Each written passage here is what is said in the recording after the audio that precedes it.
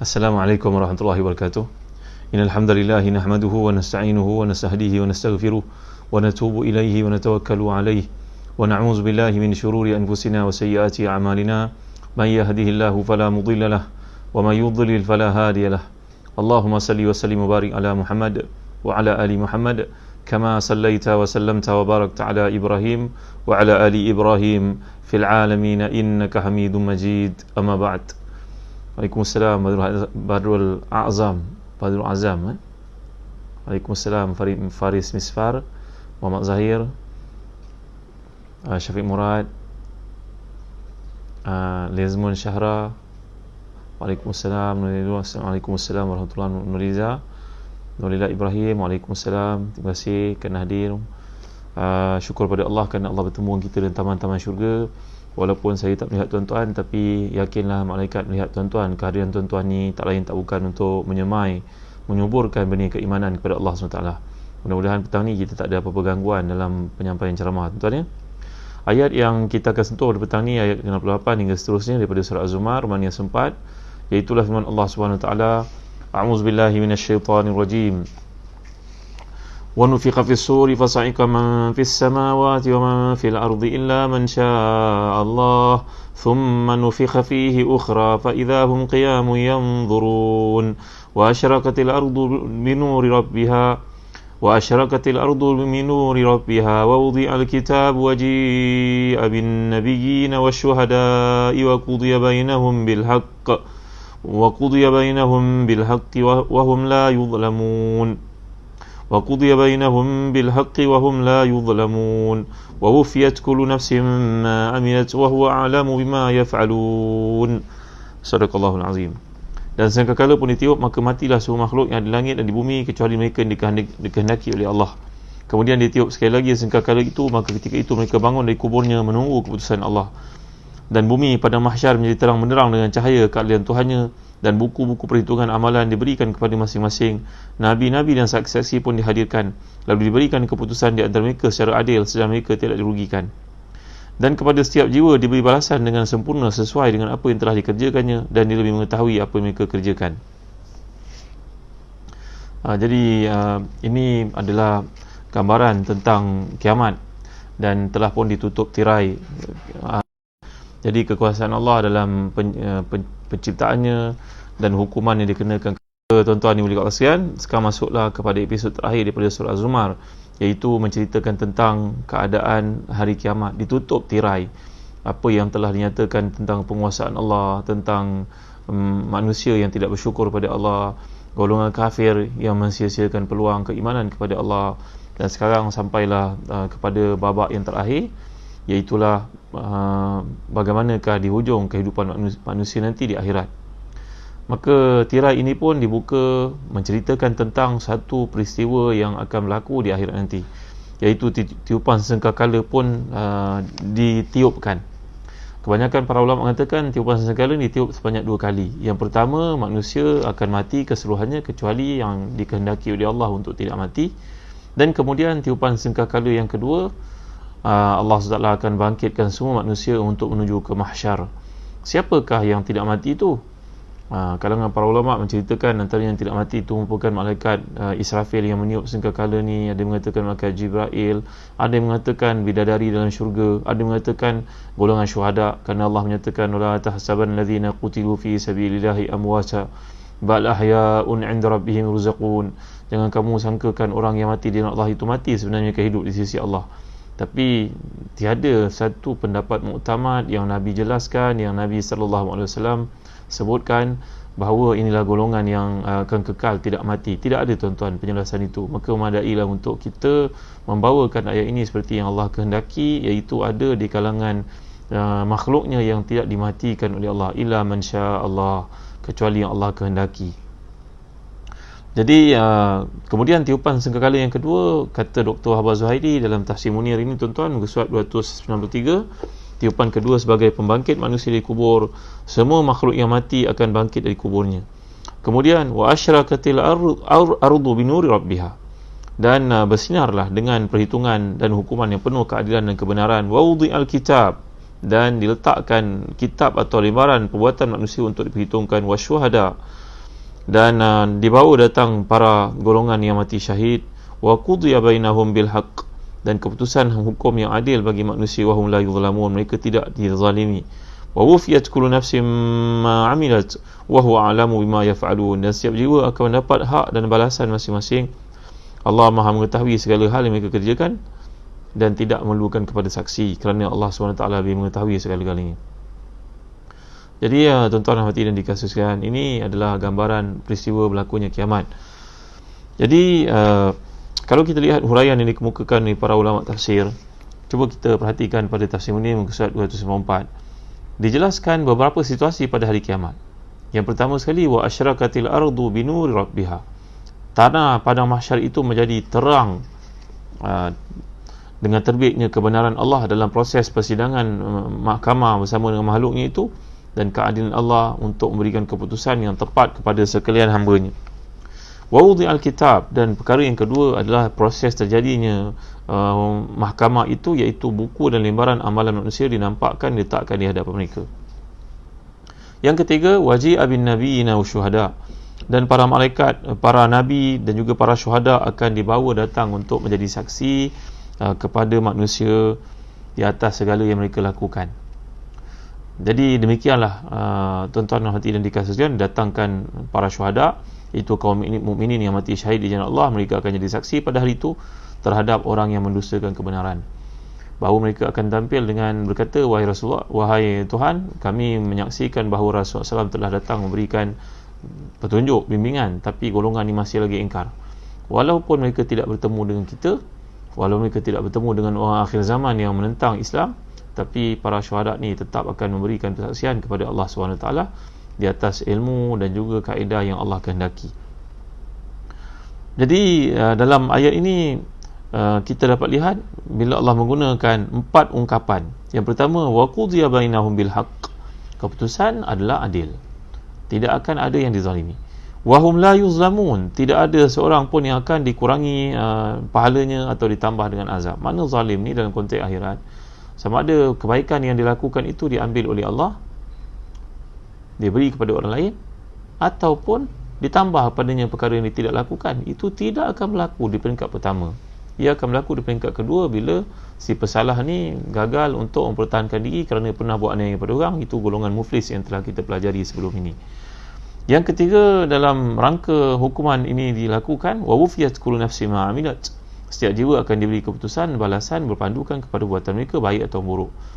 Dan akhir sekali, wa huwa a'lamu bima yaf'alun, Allah Maha mengetahui buatan hamba-Nya tanpa harus dibantu oleh sekretari ke, accountant ke, ataupun dibantu oleh saksi ke. Allah tidak perlukan semua. Kalau kita kat dunia ni menjadi bos, berapa orang membantu kita? Ada PA ada, sekretari ada, accountant ada, general manager ada. Kita tak tahu apa-apa. Kadang-kadang keputusan itu dibuat oleh mereka, kita hanya endorse saja. Tapi Allah bukan begitu, tuan-tuan. Allah mengetahui segala-galanya daripada awal hingga akhir. Tak ada yang tersembunyi daripada pengetahuan Allah SWT. Daripada ayat ini, fikah kehidupan dapat kita petik, kata Syekh Dr. Wahab Zuhaili, pada hari kiamat nanti akan ada 2 tiupan mengikut jumhur para ulama. Iaitulah tiupan pertama untuk kematian semua manusia, makhluk, dan tiupan kedua untuk menghidupkan mereka kembali. Dalam menceritakan bagaimana malaikat Israfil yang telah buat persiapan untuk meniup sangkakala ini, meniup trompet ini, maka Nabi SAW telah pun bersabda, hadis riwayat Ibnu Majah, inna sahibai as-sur bi aidihima qarnani yulahidhani nazar mata yu'amarani. Sungguhnya 2 orang peniup sangkakala, di kedua tangan masing-masing ada tanduk, keduanya dalam keadaan bersiap siaga untuk menunggu arahan bilakah tiupan sangkakala itu akan dilakukan. Dalam hadis riwayatkan Abu Daud pula, Nabi SAW bersabda, zakara Rasulullah SAW sahib as-sur wa qala an yaminihi Jibril wa an yasarihi Mikail.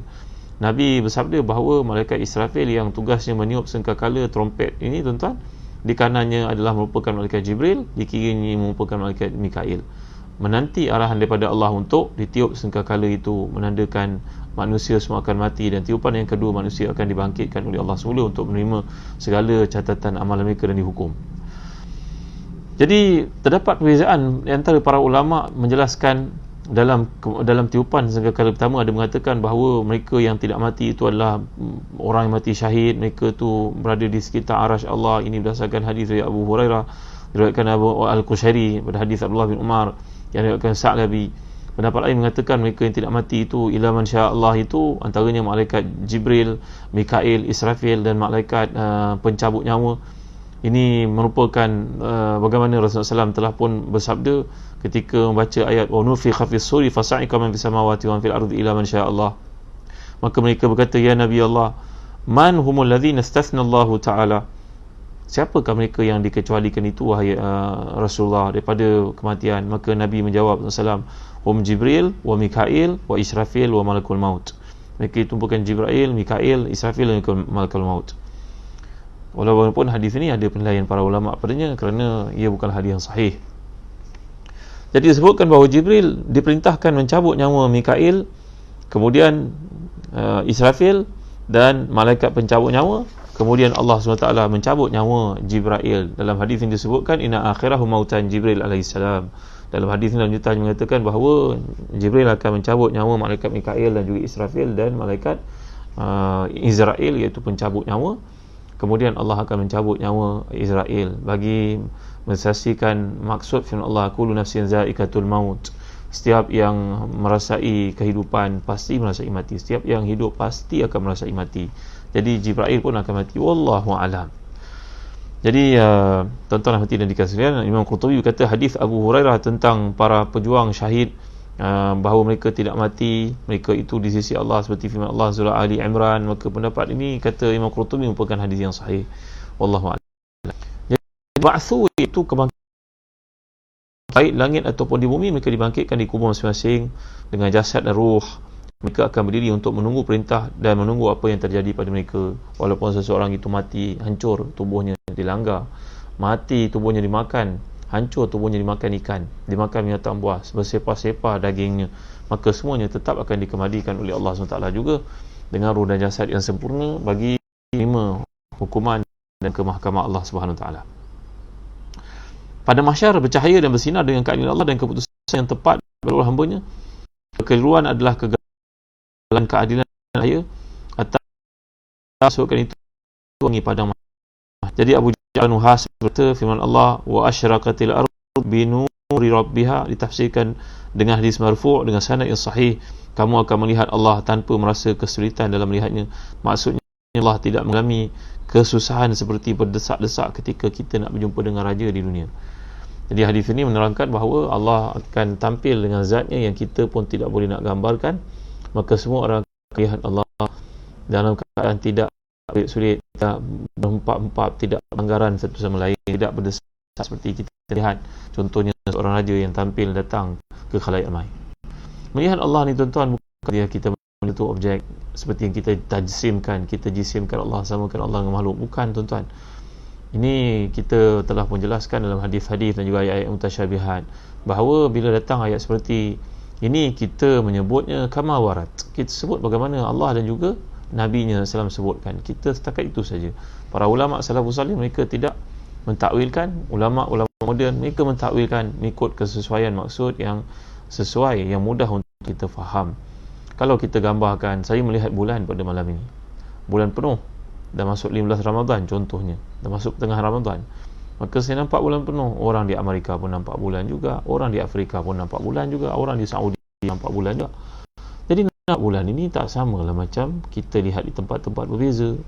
Jadi nampak ini sesuai dengan zat, dengan keagungan, kemuliaan Allah SWT yang tak boleh nak gambarkan. Baik, 6 gambaran situasi sidangan di akhir, iaitu buku ataupun amal diberikan kepada pemiliknya, baik dari tangan kanan ataupun kiri. Kemudian para nabi dan saksi didatangkan, mereka ditanya tentang umatnya, dan Allah membuat keputusan yang adil, tidak ada kesalahan dalam buat keputusan, tidak ada pengurangan pahala ataupun kelebihan azab, seksa dikenakan, dan setiap orang akan menerima haknya, baik yang buruk ataupun yang baik. Baik sama ada benda yang baik atau buruk, semuanya sempurna Allah SWT berikan kepada mereka. Maka tuan-tuan yang dimuliakan, habis masyhad episod tentang keadaan kebangkitan manusia dengan tiupan sangkakala itu. Sekarang masuklah kepada episod yang terakhir daripada surah Az-Zumar, iaitu firman Allah SWT, a'udzubillahi minasyaitanirrajim, ayat 71 hingga 75. A'udzubillahi minasyaitanirrajim. وسيق الذين كفروا إلى جهنم زمرا حتى إذا جاءوها فتحت أبوابها وقال لهم خزنتها ألم يأتكم رسل منكم يتلون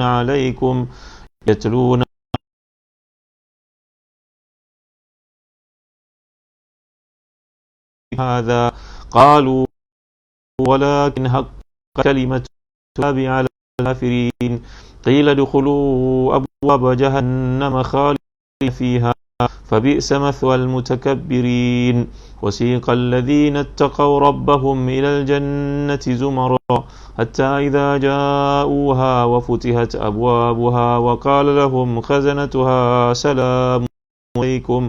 سلام عليكم طبتم فادخلوها خالدين فقالوا الحمد لله الذي صدقنا وعده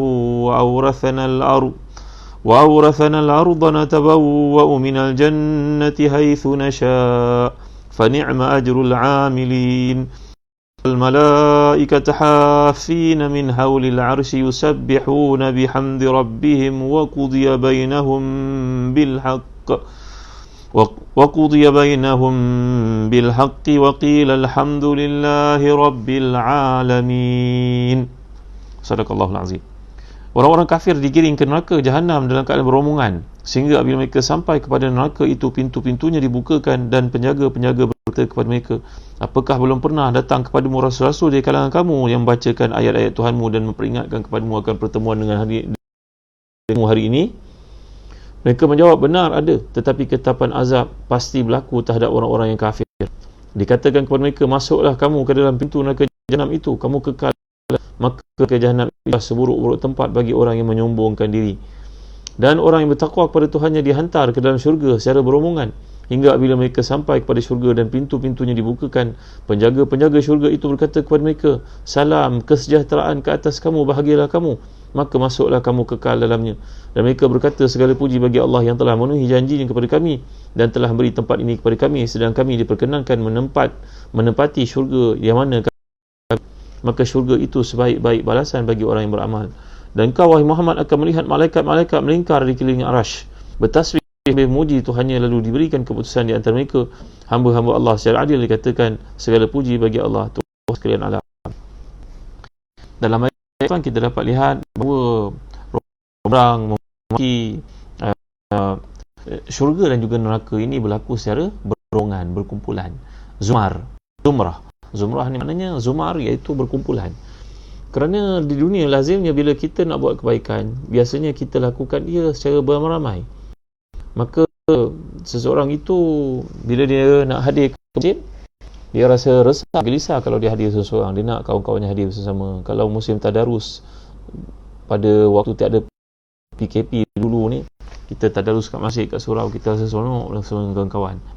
Begitu juga kita berusrah, kita melakukan ibadah korban, kita buat apa sahaja biasanya dengan teman-teman yang kita suka, tuan-tuan. Itu sebab dalam hadis sahih Nabi bersabda, al-arwahu yunuru mujannada ma ta'arafa minha talaf wa ma tanakara minha ikhtalaf. Bahawa sebenarnya roh ini adalah seperti tentera yang berbaris. Kalau dia duduk bersama dengan seorang, dia rasa selesa, maka itu tandanya hati mereka ngam, jiwa mereka bersama. Tapi kalau hati itu tidak selari, tak sama cara fikir, maka dia resah, gelisah. Kadang-kadang kita bertemu dengan seorang kawan di Tanah Suci, di Mekah, di Madinah, kita duduk bersama-sama, kita rasa ngam lah, boleh sing dengan dia, boleh rasa selesa dengan dia, walaupun kita bertemu sekejap dekat Raudhah, bersembang sikit. Kadang-kadang bukan bangsa kita pun, mungkin bangsa lain, sembang-sembang rasa tenang, seronok, rasa macam tak nak berpisah. Sebaliknya kadang-kadang kita bertemu dengan adik-beradik, kawan keluarga, jumpa hari raya, duduk sekejap pun kita dah rasa panjang, letihnya nak bercakap dengan dia, kerana kita berada di satu tempat, dia berada di satu tempat. Orang Arab kata, hum fi wadin wa ana fi wadin akhar. Engkau kat tempat lain, aku kat tempat lain. Engkau kat wadi yang lain, aku kat wadi yang lain. Kenapa, tuan-tuan? Kerana tiada keserasian. Kerana orang beriman ini bersama dengan orang beriman kadang-kadang merentas bangsa, merentas bahasa, tapi orientasi kita sama, kerana matlamat kita sama, GPS kita sama. Tapi bila kita duduk dengan ahli dunia, orang dunia, kita rasa resah, rasa tak senang, rasa tak enak, rasa tak selamat. rasa macam terpaksa berpura-pura pula kerana duduk dengan orang seperti itu, tuan-tuan. Jadi kembali kepada mereka yang masuki neraka atau masuk syurga, rupa-rupanya mereka masuk secara berombongan. Iaitulah kata para ulama tafsir, orang yang kaki minum, kaki botol akan masuk neraka bersama dengan kaki botol sepertinya. Kalau seorang kaki perempuan masuk ke neraka, waliyazubillah, bersama dengan kaki-kaki perempuan yang lain. Kalau seseorang itu pencuri, masuk ke neraka bersama pencuri yang lain. Kalau di dunia lu ahli makan riba, maka dia akan masuk ke neraka bersama pemakan riba yang lain. Kalau dia ni merupakan golongan yang suka membuang masa, duduk pelesiran, tak tentu hala, tak ada matlamat, duduk mengumpat, mengkeji, mengadu domba sama manusia, memfitnah orang. Ini orang memfitnah jadi benda biasa, tuan-tuan ya. Fitnah tentang satu organisasi, sedangkan kita dalam apa yang kita terima ni diajar supaya tabayun dulu, pastikan dahulu. Tapi kita ada sebahagian kita lah, bukan semua kita. Ada sebahagian daripada umat Islam suka melihat organisasi umat Islam untuk jatuh, sedangkan organisasi Islam itu payung pada ramai orang bekerja di bawahnya. Mungkin organisasi Islam itu terlibat bayar zakat yang banyak untuk umat Islam. Tuan-tuan dimuliakan Allah sekalian. Jadi berhati-hatilah kita dalam apa yang kita sebarkan, apa yang kita katakan. Dalam keadaan kita tak tahu ia memberi mudarat kepada orang lain, kan kebaik kalau satu perkara itu kita mohon kepastian, kita cari dulu kebenarannya sebelum kita menyebarkan. Jadi orang yang masuk neraka ni berbondong-bondong dalam golongan yang sama. Pemakan harta anak yatim akan masuk ke dalam neraka bersama dengan pemakan harta anak yatim yang lain. Orang yang mengambil harta rakyat di kalangan pemimpin-pemimpin juga akan masuk neraka bersama dengan pemakan harta rakyat yang lain, penipu-penipu yang lain. Sebaliknya, orang yang beriman itu mereka akan masuk syurga bersama-sama dengan orang yang sama pattern dengannya. Ya, itu sebab tuan-tuan hati dan dikasihi sekalian, dalam hadis yang sahih Nabi SAW sabda, inna awala zumratin yadkhulul jannah ala suratil qamar lailatul badr thumma alladhina yalunahum ala ashaddi kawkabin durriyin bis sama'i dha'atan la yabulun wa la yataghawatun wa la yatfilun wa la yamtakhitun amshatuhum zahab wa rashhuhum misk wa majamiruhum al-uluwa wal unjuj fa'udut tib wa azwajuhum al-hurul 'ain ala khalqi rajulin wahidin ala surati abihim adam 60 zira'an fis sama'. Menceritakan wali kita tentang seorang manusia masuk syurga. Rombongan yang pertama masuk syurga ni, rupa mereka ni macam bulan purnama, terang benderang, indah. Rombongan kedua pula seperti bintang yang sangat terang di langit. Golongan yang masuk syurga ni tidak meludah, tidak buang hingus, tidak buang air dalam syurga. Sikat rambut mereka dibuat daripada emas. Peluh mereka itu sangat harum seperti bau kasturi. Setanggi mereka daripada gaharu yang sangat wangi. Isteri mereka merupakan kita semua seperti rupa bapa mereka Adam alaihissalam, iaitu 60. Adam ketika merupakan ini akan lama-lama. Dalam hadis sahih riwayat Bukhari Muslim, nadi munadin innam antahyaw fala tu abada wa inna lakum an tasihhu fala tasqamu abada wa inna lakum an tashibbu fala tahramu abada wa inna lakum an tan'amu fala tab'asu abada. Akan ada malaikat untuk menyeru di antara batasan syurga dan neraka ini kepada yang masuk itu, hidup dan akan mati lagi, akan sihat, tidak akan sakit sedikit pun. Kamu akan menjadi muda, tidak tua sampai bila-bila, dan kamu akan mati keseronokan yang tiada tolak bandingnya, tiada lagi sebarang kesusahan selepas itu. Jadi tuan-tuan hati dan dikasihi sekalian, ada seorang perempuan bernama Ummu Zufar. Pernah dengar cerita Ummu Zufar? Ummu Zufar ni merupakan seorang wanita ahli syurga dalam hadis riwayat Bukhari. Iaitu Ummu Zufar ni tuan-tuan, seorang wanita berkulam, tuan-tuan, nak dibandingkan dengan wanita yang ada pada hari ini. Sangatlah hodoh Ummu Zufar ni. Beliau ni merupakan seorang wanita berkulit hitam dan rupanya sangat biasa, sangat sederhana, tuan-tuan. Tidak cantik sama sekali, tapi Nabi selalu kepada Allah tentang dia ni selalu kena penyakit sawan. Selalu kena sawan. Lalu dia mengadu kepada Rasulullah akan supaya pada lawan ini putus-putus masalah Ada yang mengadu saya kerana ia adalah masalah yang dengan lain rich agak ini. Terima kasih kepada Zazan Travel kerana penajaan kuliah tafsir kita pada petang ni. Tuan-tuan, follow lah Zazan Travel punya Facebook dan Instagram, war-warkan kepada orang lain, share dengan seramai orang, mudah-mudahan berkati segala apa yang kita lakukan. Nanti tuan-tuan Zazan Travel dengan bimbingan kami insyaAllah. Jadi Umar ni merupakan perempuan berkulit hitam, sangat biasa punya, tapi Nabi telah menyifatkan satu hari datang pada Rasulullah, doalah supaya saya ni sembuh dari penyakit sawan yang selalu menimpa saya. Kita pernah dulu ya, doa kalau seseorang itu selalu ditimpa penyakit dan dirasakan dia tak sanggup nak mengalami penyakit itu, takut dia tak mampu untuk meneruskan kehidupan dan mungkin menyusahkan orang kelilingnya, maka ada satu doa yang telah kita pelajari sebelum ni. Allahumma ihli dini wa issu amri wa ihli dunya allati fiha ma'ashi wa aslih li akhirati allati fiha ma'adi wa ja'alha ziyadatan li fi kulli khair wa ja'alil mauta rahatan min kulli syarr. Faizul terputus-putus ni. Hanisa Syarif agak terputus dia.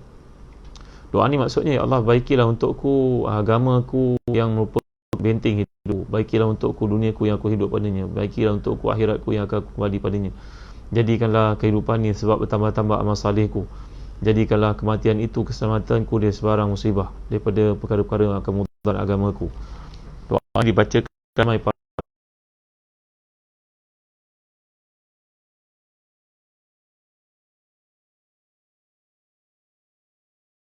bagi kebaikan, mungkin ada sesuatu dalam hidup. Baik,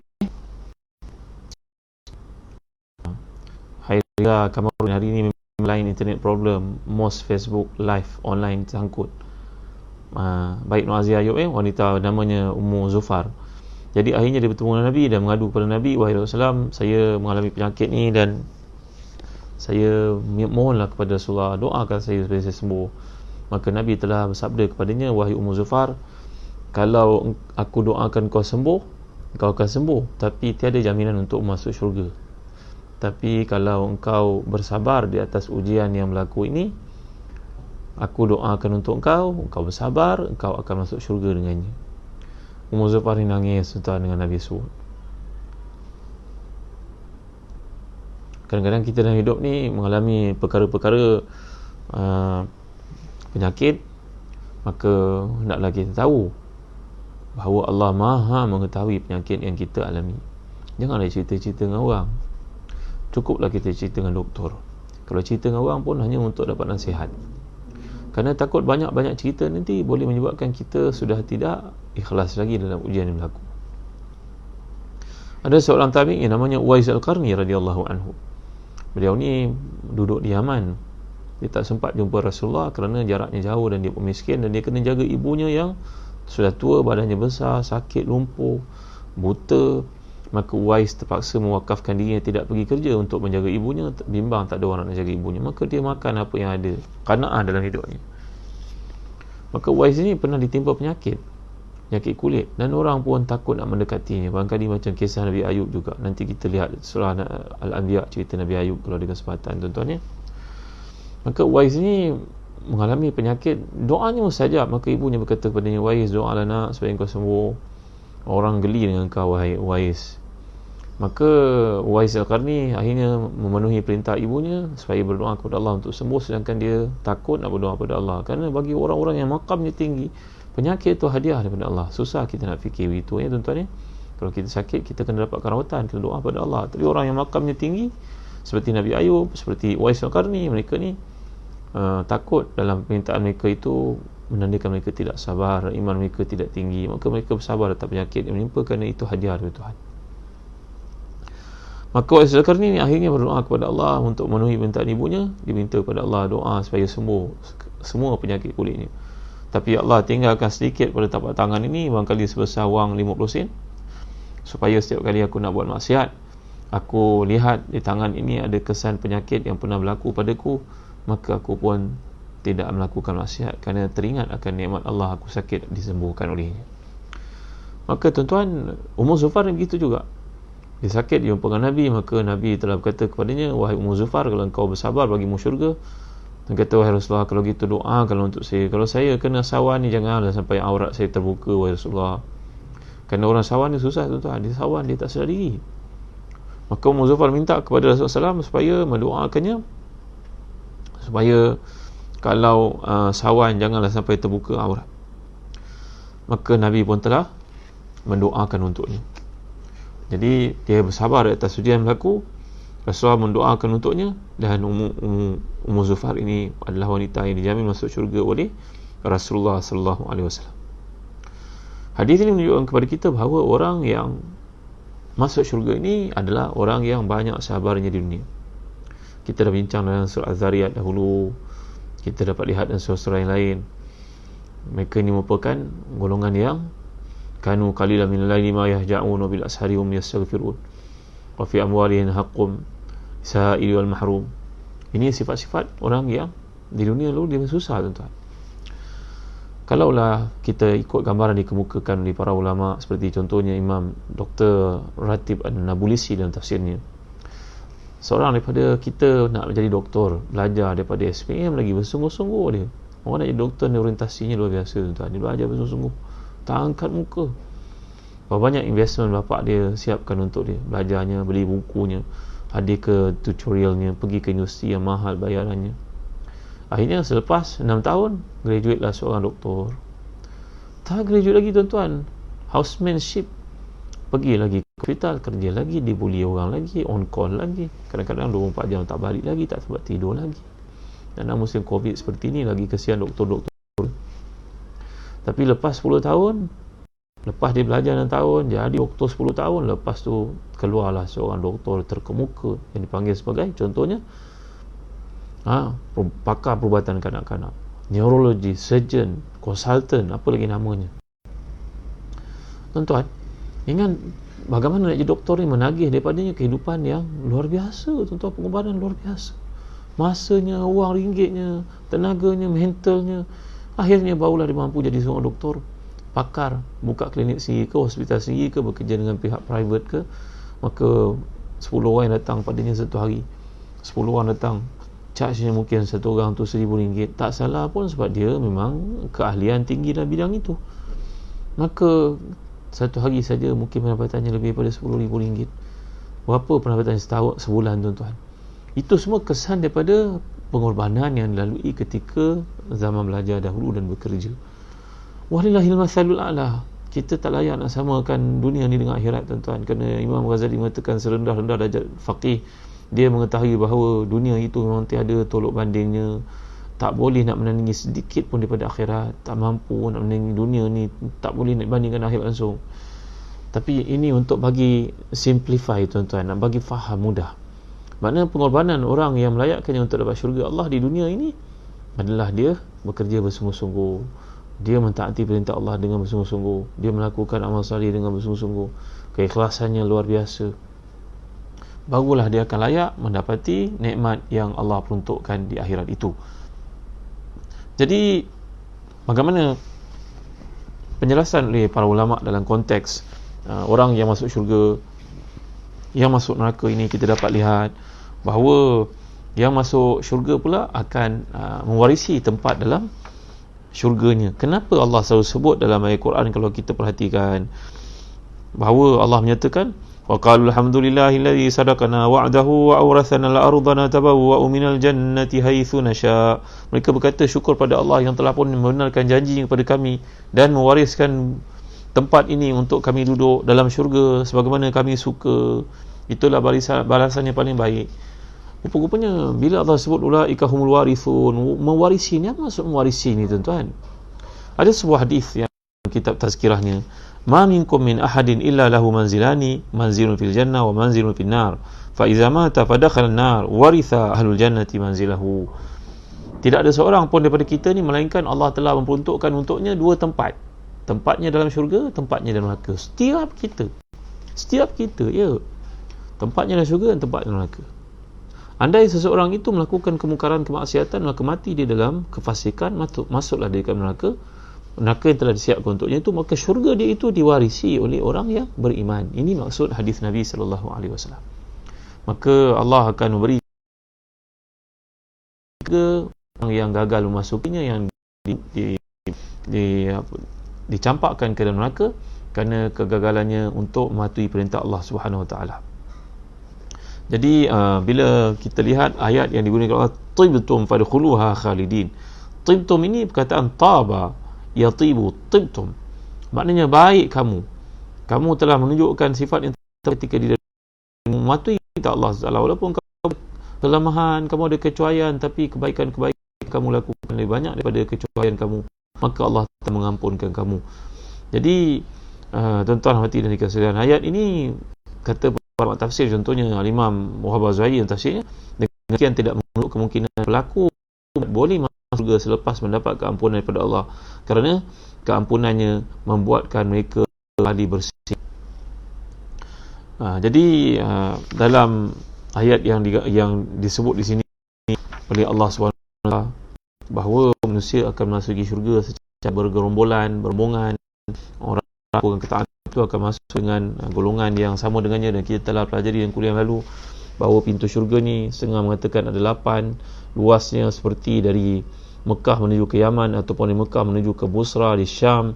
Luasnya pintu syurga itu, bahkan Imam Qurtubi mengatakan pintu syurga itu sebanyak amalan-amalan kebaikan dilakukan mungkin berbelas-belas. Kalau seseorang itu istiqamah memberi sedekah kepada orang miskin, dia akan masuk pintu syurga nama pintu sedekah. Orang yang tidak mampu sedekah, puasa pula, dia akan masuk pintu syurga namanya Ar-Rayyan. Orang yang jaga ibu bapanya, dia ada kesempatan melakukan amal salih yang lain dan dia ikhlas, istiqamah, tidak pernah membentak di atas tanggungjawab yang diberikan, masuk syurga melalui pintu birrul walidain. Bagi orang yang berjihad dengan Allah hingga korban, dia akan masuk syurga melalui pintu babul jihad. Banyaknya pintu-pintu syurga itu sesuai dengan amalan yang kita lakukan di dunia. Maka kita telah mengenal pasti itu amalan yang kita mampu konsisten melakukannya. Ayo jangan buang masa, keterusan. Mungkin dengan kita besok akan masuk syurga insya-Allah melalui pintu bab tilawatil Quran, kerana rajin dia menghafaz Quran, rajin dia membaca Quran. Bukan saja dalam Ramadan, bahkan selepas Ramadan pun dia terus untuk baca Al-Quran. Maka orang seperti ini akan masuk syurga melalui pintu membaca Al-Quran. Dan ada golongan yang masuk syurga tanpa hisap, tuan-tuan. Antaranya mereka ini adalah orang yang tidak menganggap adanya kesialan. Contoh kan tuan-tuan, kita menganggap ada kesialan. Kalau orang Arab zaman dulu, mereka dipanggil tatayur. Tatayur ni adalah orang yang dia membela burung. Bila dia nak pergi musafir, nanti dia akan lepaskan burung. Kalau burung tu terbang belah kanan, dia tafaul, maka dia mengatakan ini ada kebaikan, boleh musafir, boleh meneruskan perjalanan. Tapi kalau dia ambil burung itu dilepaskan terbang ke kiri, maka dia anggap ada tatayur, tasya'um, dia menganggap ada ketidakbaikan, kesialan pada ketetapan Allah, maka dia akan membatalkan niatnya untuk musafir. Ini kerja orang dahulu. Itu sebab tuan-tuan, orang yang masuk syurga ni antaranya orang yang tidak menganggap tidak ada kesialan. Kita orang Islam nak buat satu benda, kita istikharah, kita istisyarah. Istikharah ni makna apa? Ma nadima man istakhara wala khaba man istasyara. Tidak akan kecewa orang yang istikharah dan tidak akan hampa orang yang istisyarah. Istisyarah maknanya mesyuarat dengan orang-orang saleh keliling kita. Istikharah maknanya kita bermesyuarat dengan Allah. Bangun malam, sembahyang sunat, istikharah 2 rakaat, rakaat pertama baca Al-Kafirun sebab Al-Fatihah, rakaat kedua baca Al-Ikhlas sebab Al-Fatihah.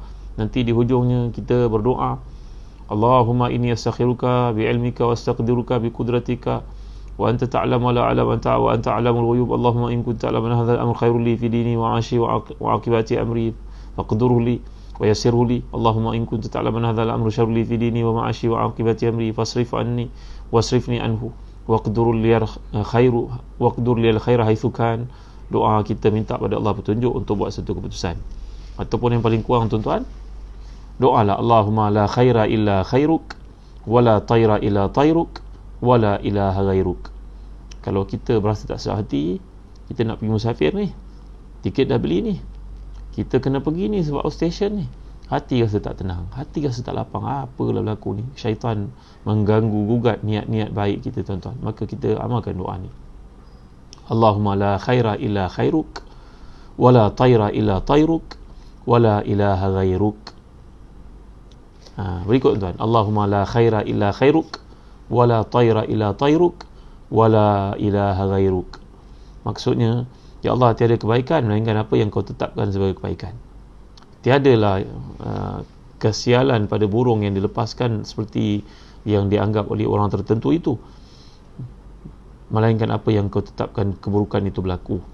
Dan tiada yang berhak kita beribadah melainkan kepadamu semata-mata, wahai Tuhan. Hadis ini riwayat Imam Ahmad dan dianggap sahih oleh para pentasih hadis, contohnya Syekh Ahmad Syakir. Jadi tuan-tuan amalkan doa ni. Mudah-mudahan Syafiq Murad boleh masukkan doa ni. Allahumma la khaira illa khairuk, wa la taira illa tairuk, wa la ilaha ghairuk. Ya Allah, tiada kebaikan melainkan kau tetapkan kebaikan, tiada perkara buruk melainkan apa yang telah kau tetapkan perkara buruk itu berlaku, dan tiada Tuhan yang layak disembah melainkan kepadamu sahaja, Ya Allah. Jadi mudah-mudahan Allah memberkati kita pada petang ni. Inilah dia golongan yang layak masuki syurga Firdaus tanpa hisab. Mereka itu merupakan orang yang tidak berburuk sangka kepada Allah, dan mereka ni sentiasa bergantung harap kepada Allah Subhanahu Wa Taala. Mudah-mudahan Allah beri kepada kita fahaman dan kita dapat lihat daripada ayat surah Az-Zumar ini mengapa yang berlaku dengan sebab akidah, dan galakan kita untuk meninjau dalam picture kehidupan kita ini bukan terbatas di dunia saja, kita akan kembali pada Allah. Jadi orang yang beriman ini adalah orang yang sanggup memberikan dunianya untuk akhiratnya. Tak apalah, dunia ni walaupun ada lebih kurang lah, berniaga lebih kurang lah, jangan zalim orang, yang hutang orang tak nak bayar. Ini adalah orang yang bermatlamatkan akhirat, kerana dunia ini adalah keperluan, tak ada tujuan. Jangan sebaliknya. Jadi setakat ini saja tuan-tuan. Allah berkati kita, dapatlah kita memahami surah Az-Zumar ni. Alhamdulillah, izin Allah tamat kita membicarakan surah Az-Zumar, dan kita dapat lihat mengapa Nabi SAW sangat gemar baca surah ini, kerana janji-janji Allah yang terdapat dalam surah ni, keindahan-keindahan syurga yang dinampakkan oleh Allah SWT dalam surah ni. Jadi bila kita melihat ayat yang terakhir, Alhamdulillah, ada para ulama yang memahami maksud Alhamdulillah yang terakhir sekali dalam surah Az-Zumar ni, dia adalah sebagai pujian kepada Allah oleh beriman ni, kerana dia melihat segala kesan dunia sudah berakhir. Kalau kat dunia kita masuk rumah yang mewah macam mana sekalipun, hati kita masih tersangkut dengan beberapa komitmen. Allah, ayah tak sempat nak lama dengan kamu, ayah ada kerja lain kat luar tak selesai lagi. Allah, walaupun kita sedang bercuti tapi teringat ada keluarga kita sakit ke hospital, kita kena balik segera. Maka kehidupan dekat dunia ni walaupun ada kenikmatan, tapi kenikmatan yang bertahap tuan-tuan, yang berkaitan dengan perkara-perkara ketidakenakan yang lain. Tapi kalau akhirat itu, sampai seorang yang masuk surga itu berkata pada Allah, keluar daripada hatinya, alhamdulillahillazi azhaba annal hazan, Allah telah pun menghilangkan kepada kami rasa sedih, rasa susah hati. Sedih ni perkara yang lalu tuan-tuan ni, khauf ni perkara yang akan datang. Sebab dalam Quran sentiasa Allah menyatakan fala khaufun alaihim wala yahzanun, orang masuk syurga ni mereka tidak akan sedih alaman perkara lalu, dan mereka tidak akan takut terhadap perkara-perkara yang akan datang. Jadi dalam hidup kita tuntun oleh dua perkara ni. Jadi benda terlalu, rasa takut akan datang, sedih teringat dulu, kita tak jaga baik, bimbang bila dia besar nanti, besok dia berkahwin, suaminya macam mana, jaga dia baik tidak, bimbang, hidup ni bimbang. Dua benda ni sentiasa ada. Kita sedih satu masa dulu mungkin kita dianiaya, kita bimbang masa depan kita dianiaya lagi. Jadi dua perkara ni meruntun kita dalam hidup. Tapi di akhirat Allah bagi jaminan dia semua tidak berlaku lagi.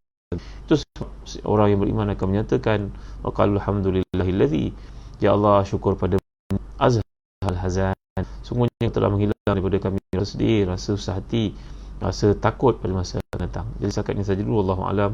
Mudah-mudahan Allah memberkati kita, beri kesempatan kita untuk membaca surah Az-Zumar ni setiap hari, seperti mana kelakuan tabiat Nabi kita sallallahu alaihi wasallam.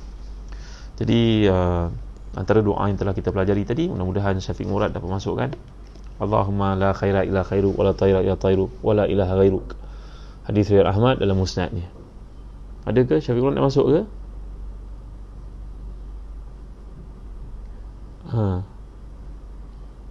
Baik, ada apa soalan? Zaitunawi Nuril Is, orang yang layak masuk syurga Firdaus adalah mereka yang tidak pernah buruk sangka pada Allah, selalu gantung kepadanya. Ya, mereka tidak buruk sangka kepada Allah, dan wa 'alallahi yatawakkalun, Mereka sentiasa bertawakal pada Allah dan tidak menganggap adanya sesuatu perkara yang mendatangkan kesialan, perkara yang tidak baik, seperti yang dilakukan oleh orang-orang jahiliah zaman dahulu, melepaskan burung contohnya. Itu adalah kita seolah macam kita bergantung nasib pada Allah, pada makhluk, bukan kepada Allah. Sedangkan yang akan berlaku pada masa hadapan bukan dalam ilmu kita. Lazmun syarah, ini juga satu doa yang baik. Alhamdulillah ala kulli hal wa a'udzubika min hali ahli nar. Doa ni, alhamdulillah ala kulli hal wa a'udzubika wa a'udzubillah min ahwali ahli nar, min hali ahli nar. Ya Allah, aku mengucapkan pujian kepadamu di atas segala nikmat, dan aku mohon perlindungan kepadamu daripada kedahsyatan hukuman yang dikenakan kepada ahli neraka. Terima kasih firman Allahumma la khaira illa khairuk wa la tayra illa tayruk wa la ilaha ghairuk. Terima kasih hadis riwayat Ahmad dalam musnadnya. Dah ada pun Syafiq Murad masukkan ni. Terima kasih Syafiq Murad. Baik, doa-doa ni ada dalam azkar ke Ustaz? Ya, ada dalam azkar. Unsa Ansih ada dalam azkar. Ya, ada. Alhamdulillah, terima kasih Kitchen My Syah Syaris. Tentang istikharah, Ustaz bagaimana nak tahu keputusan yang perlu diambil? Gerak hati ke? Ya. Syah Syaris, kalau kita sembahyang sunat istikharah, tak semestinya kita datang dalam bentuk mimpi, datang dalam bentuk kemudahan. Allah lorongkan kita lakukan perkara itu dengan mudah. Kalau contohnya seorang tu nak berniaga, dia ada wang, modal, orang ajak dia berniaga, dia pun istikharah, tiba-tiba orang tu pun menunjukkan kepada dia peluang, memberi kepada dia kesempatan, maka dia nampak jalan terus. So pihak berkuasa yang dia nak berusaha lesen pun Allah ridha. Dia datang dalam mimpi. Jangan sampai kahwin istikharah, orang mabuk cinta ni, cinta itu buta. Dia akan nampak orang yang diminati itu di mana saja. Dia tutup kelopak mata pun nampak orang tu dalam kelopak matanya. Nak buat macam mana? Jadi jangan kita mengatakan bahawa hadirnya jawapan istikharah untuk mimpi. Orang tengah gila bayang ni, kalau dia istikharah, tentu dia akan dapat orang yang diminatinya itu sentiasa. Jadi kehadiran dalam mimpi ni bukan satu kemestian untuk jawapan istikharah kita. Dia datang dalam bentuk kemudahan kita melakukan sesuatu operasi itu. Baik. Barakallahu. Syahaz. Allah barik fik. Wa barakallah. Zali wa fik. Barakallah. Ustaz, zakat tu mesti niat zakat ke nak bagi duit? Atau dia cakap zakat tu jatuh jadi sedekah kalau kita pergi pada asnaf? Zakat ni tak perlu niat, tak perlu dilafazkan. Maksud saya tak perlu dilafazkan. Kita dah niat, ia adalah dikira sebagai zakat. Kita bayar zakat online sekarang pada zaman PKP kan, maka kita niat ketika bayar itu dah dikira sebagai zakat. Tak perlu dilafazkan. Kita dekat Malaysia ni protokol sangat, kena salam, kena sebut, ada doa pula. Itu semua baik, itu semua diajar dalam Islam. Kalau kita menunaikan zakat online, ia sudah pun diterima oleh Allah.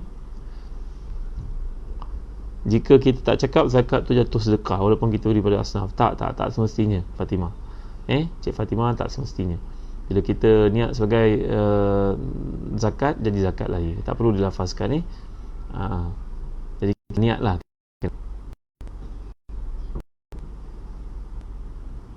8 pintu syurga. Terima kasih Syafiq Sadiqin. Pintu salat, pintu rayan untuk orang puasa, pintu jihad, babul sedekah, pintu sedekah, babul aiman. Aiman ni apa? Aiman apa dia? Babul kadhimin al-ghaidh. Babul aiman ni adalah bab bebaskan hamba saya. Kemudian yang kedua, orang pintu orang yang menahan menahan marah. Ada pun pintu-pintu selanjutnya yang 7 ke 8 masih berbeza pendapat. Imam Nawawi dalam Syarah Muslim mengutip pendapat Qadhi Iyad, dikatakan bahawa babu taubah, babu kadhimil ghaidh, babu radin.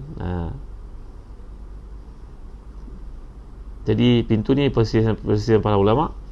Boleh tengok dekat bincang syariah. Terima kasih Syafiq Siddiqin. Imam Qurtubi kata bukan ada 8, ada berbelas-belas. Buat baik bagi berapa. Jadi 8 ni dalam bahasa Arab biasanya merujuk kepada banyak.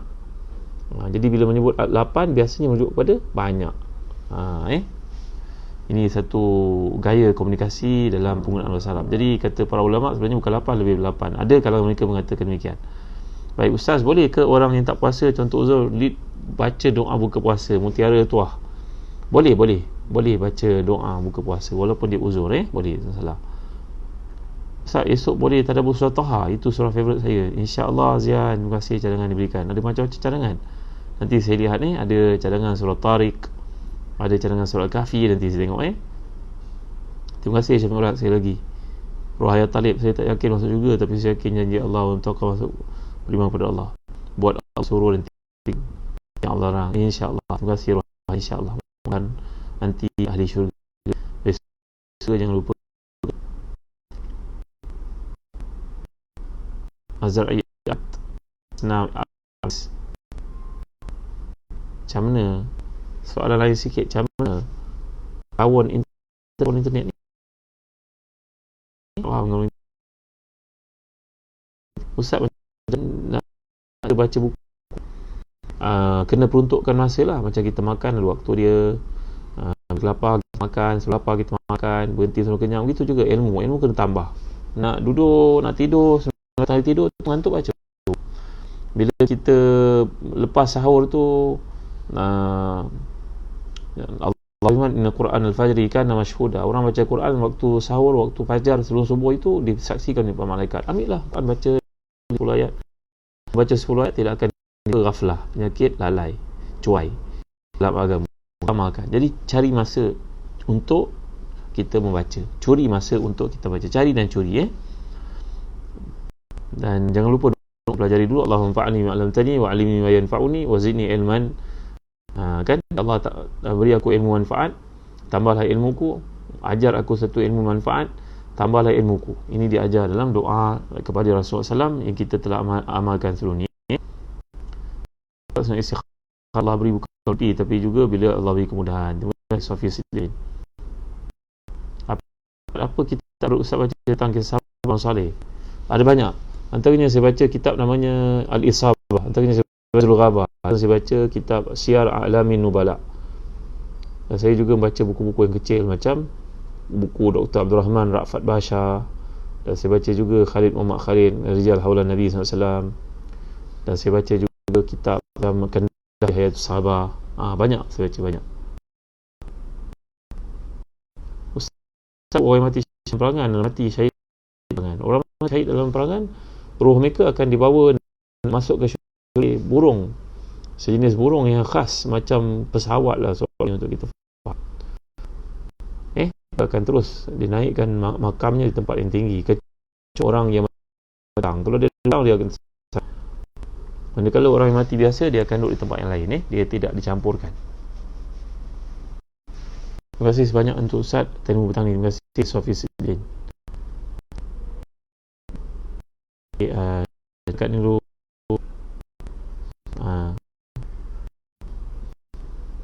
Siapa nak balik doa Ustaz lepaskan, boleh lihat di Facebook saya ya. Sebentar lagi saya akan updatekan doa terbaru pelajaran ini. Terima kasih. Nanti Murad baik. Bismillah. Allahumma la khaira illa khairuk wa la khairuk wa la illa khairuk. Tiada kebaikan melainkan kebaikan, tiada perkara yang buruk melainkan kau tetapkan ia sebagai buruk, dan tiada Tuhan yang layak disembah sebenarnya melainkan. Saya esok surah apa? Boleh tengok. Terima kasih. Nanti saya insyaAllah. Mana lebih baik? Baca ikut juzuk ke satu baca pilihan? Jawapannya baca Quran ikut juzuk, kerana itulah amalan Nabi kita SAW. Baca Quran ikut juzuk 1 sampai juzuk 30. Tapi kita macam contohnya hari Jumaat kita baca surah Al-Kahfi, kemudian kita sedang baca Quran baru sampai juzuk 10 contohnya. Tiba-tiba hari Jumaat, jadi kita baca Al-Kahfi. Nanti kita sambung lepas 10 tu 11, 12, 13, 14, 15 masuk surah Al-Kahfi kan. Kita baca yang kita dah baca sebelum ni. Itu tak mengapa. Tapi sebaik-baiknya kita baca dia berturutan seperti yang tersusun dalam mushaf. Ya. Ustaz minta doakan Tuan Guru Datuk Ismail Kamus yang berada di hospital sekarang. Ya, kami sedang mendoakan untuk Tuan Guru kita insya-Allah. Mudah-mudahan Tuan Guru sihat. diberi keafiatan oleh Allah. Ustaz, boleh tak sedekah pada orang yang kita tak pasti kemiskinannya? Boleh. Dalam hadis mengatakan, kalau bagilah orang itu permintaannya walaupun dia datang menaiki kuda, maksudnya naiki kereta mewah, bagi padanya kalau dia minta, bagilah ikut kemampuan kita. Kita pasti kemisiannya bagi. Kita tak disuruh untuk tanya, awak ni betul-betul B40 ke? Kita tak suruh ditanya macam tu, tuan-tuan. Jangan tanya orang macam tu. Nak bagi je. Okay, cukup setakat ni. Dah pukul 6. Tuan-tuan nak buka puasa siap lagi? Siap-siap. Nanti kita lihat soalan ni. Besok boleh tanya lagi, insyaAllah pada waktu yang sama. Sekian. Wabillahi taufiq wal hidayah. Wa sallallahu ala sayyidina Muhammad wa ala alihi wasallam. Alhamdulillah rabbil alamin. Allahumma zidna wa la tanqusna wa akrimna wa la tuhinna wa atina wa la tahrimna wa athirna wa la tu'thir alaina wa ridina wa ridha anna. Ya Allah, ya Tuhan kami, tambahkan untuk kami dan jangan dikurangi, muliakan kami, jangan kami dihina. Berilah kepada kami yang ditahan-tahan, ridhalah kami, ridha semua yang kami kerjakan. Allahumma a'inna ala zikrika wa syukrika wa husni ibadatik. Ya Allah, ya Tuhan kami, bantulah kami untuk mengasihimu, bersyukur padamu, selalu membaiki amal saleh kami tanpa henti-henti kepadamu. Allahumma ati nufusana taqwaha wa zakkiha anta khairu man zakkaha anta waliyuha wa mawlaha bi rahmatika ya arhamar rahimin. Ya Allah, beri pada kami hati kami penyuciannya, beri pada kami bimbingannya. Engkau lah sebaik-baik penyuci dan pembimbingnya. Ya Allah, kerana Engkau menciptakannya, wahai Tuhan. Allahumma muqallibal qulub sabit qalbi ala dinik. Allahumma muqallibal qulub sabit qulubana ala dinik. Allahumma sarifal qulub sarif qulubana ala ta'atik. Allahumma innaka afuwun karimun tuhibbul afwa fa'fu anna. Allahumma inna nas'aluka ridhaka wal jannah wa na'udzubika min sakhatika wan nar. Allahumma la khaira illa khairu wa la tayra illa tayruk wa la ilaha ghairuk. Ya Allah, tiada kebaikan yang Engkau tetapkan sebagai kebaikan, tiada keburukan yang Engkau telah tetapkan sebagai keburukan. Kepada Engkau lah saja kami menyembah, ya Allah, dan minta pertolongan. Ya Allah, kurniakan keberkatan, kebaikan, kesalahan, ketakwaan kepada segenap kami, ya Allah, keluarga kami, pasangan kami, anak-anak kami, bapa kami, golongan buat baik pada kami tak sempat, nak balas jasa mereka, ya Allah. Pemimpin-pemimpin kami, para doktor yang bertugas pagi, petang, siang, malam untuk jaga kesihatan, kebaikan kami, jururawat, polis dan tentera yang banyak kebaikan mereka pada kami. Sebagian mereka telah pun pergi meninggalkan kami. Sungguh-sungguhnya mereka dalam perjuangan menjaga negara ini, ya Allah. Tempatkan mereka di kalangan syuhada, ya Allah. Ya Allah, ya Tuhan kami, bantulah kami, kasihan kami, ya Allah. Pandang kami ihsan-Mu, belasmu, rahmat-Mu. Angkatlah wabak ni pada kami, ya Allah. Angkatlah wabak ni pada kami, ya Allah. Angkatlah wabak ni pada kami, ya Allah. Tahsanna bi zil azati wal jabarut wa atasamna bi rabbil malakut wa tawakkalna ala hayy alladhi la yamut. Isrif anal azza, isrif anal azza, isrif anal azza, innaka ala kulli syai'in qadir. Ya Allah, kami membentengkan diri kami dengan Engkau yang memiliki kuasaan yang maha besar, ya Allah. Kami mohon perlindungan kepada-Mu yang maha berkuasa, yang memiliki kerajaan yang agung, ya Allah. Kami bergantung harap pada-Mu yang menetapkan segala-galanya, ya Allah. Jauhkan kami dari musibah ini dan segala Islam. Selamatkan kami dari musibah ini dan segala Islam. Pelihara kami dan segala umat Islam daripada musibah ini, Allah. Semua yang Kau maha berkuasa atas segala sesuatu. Rabbana la tada' lana fi maqamina hadza zanban illa ghafarta wa la maridan illa syafaita wa la hamman illa farajta wa la daynan illa qadaita wa la musibatan illa nafasta wa la hajatan hawaij dunya wal akhirah ya laka ridha wa lana fiha salah ila adaita wa qadaita wa yasalta ya rabbal alamin. Ya Allah, janganlah hadir seorang pun yang hadir dalam majlis ilmu pada hari ini yang jahil dan Kau beri ilmu padanya, yang sakit dan Kau sembuhkan, ya Allah. Yang memerlukan hidayah dan Kau beri hidayah padanya, ya Allah. Jangan ada seorang pun yang belum berkahwin dan Kau kurniakan untuknya pasangan yang salih atau salihah yang akan bahagia dunia akhiratnya, ya Allah. Jangan ada seorang pun yang hadir yang belum memiliki anak dan Kau kurniakan yang salihah dan ini, Allah. Teruskan berikannya yang salihah, ya Allah. Jangan ada seorang memiliki aib yang Kau tutup baginya. Jangan ada seorang miskin yang Kau kayakan dia. Jangan seorang pun yang sakit atau keluarganya sakit dan Kau beri kesembuhan kepadanya, wahai Tuhan. Sungguhnya Kau maha kuasa atas segala sesuatu. Urusan-Mu terletak antara Kaf dan Gunung. Kau memiliki timur dan barat. Kau memiliki langit dan juga bumi, ya Allah. Apalah kiranya Kau beri kepada kami apa yang kami pohon, yang tidak mengurangkan sedikit pun daripada kekuasaan-Mu yang maha besar, ya Allah. Khazanah-Mu yang hebat, ya Allah. Rabbana atina fid dunya hasanah wa fil akhirati hasanah wa qina azabannar. Wa sallallahu ala sayyidina Muhammad wa ala alihi wasallam. Amin. Taqabbalallahu. Terima kasih, terima kasih Zahzan Travel. Jangan lupa follow Zahzan Travel dan share lah ke seramai orang yang ada keliling kita. Mudah-mudahan padanya ada sebab untuk menjadi mereka mendapat hidayah daripada Allah. Assalamualaikum warahmatullahi wabarakatuh.